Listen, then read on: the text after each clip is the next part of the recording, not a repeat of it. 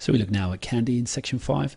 The first instance we have of him, obviously he walks in and he finds the body, and when he looks down and sees her and finds out she's dead, then his first reaction is that he looks about helplessly and then he rubs his beard before leaving. And that kind of tells us two things about him. First of all, again, it highlights the fact that he knows he can't do anything about it, and that kind of signifier to other people that are more important to him on the ranch. And maybe this is a learned helplessness, or maybe this is a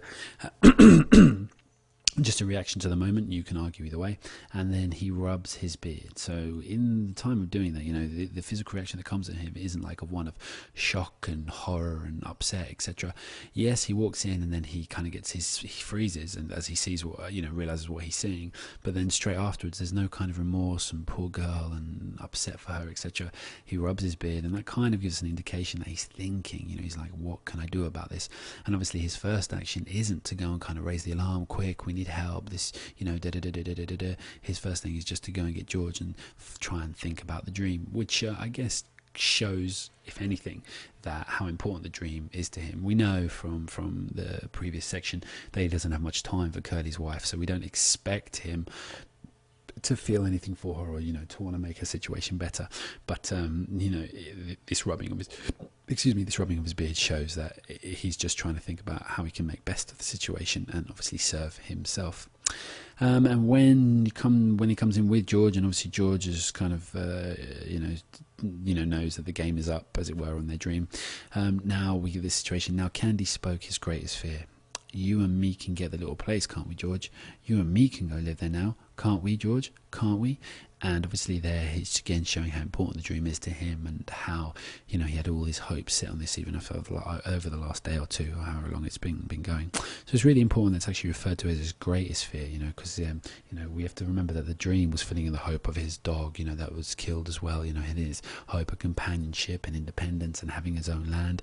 And then there's all this reference to this new we, you know, the apart from the guys like us speech. It's Candy's trying to kind of change the record here, you know. You and me can do it, you know. Can't we, George? You and me, can't we? Can't we? And the repetition of that again is him just showing how desperate he is for this to actually be a reality, and obviously trying to make that a link between him and George. But obviously they can't. And then the way it's actually put, you know, it just sums it up. You know, we can just live nice, you know, just have our independence and our freedom and live nice.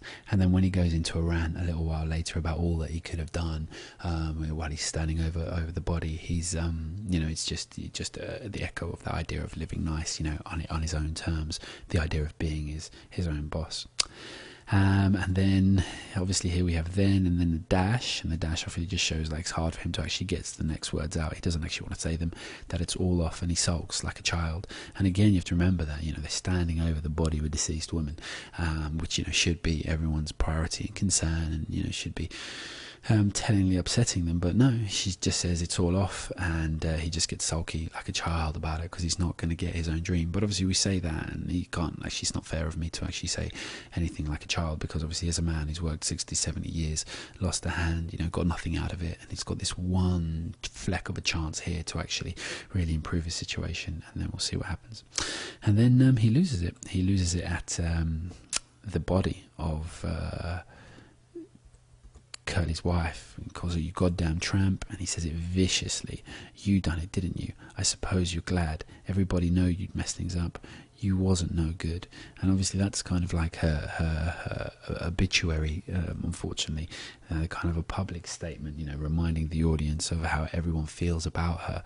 But also, like, you know, we've just had the contrast of how she's put to us in terms of, you know, her just looking innocent and fragile and simple and like a nice girl at that moment. Which is obviously, you know, greatly contrasted, you know, perhaps to her essence, and obviously with this of how people actually see her.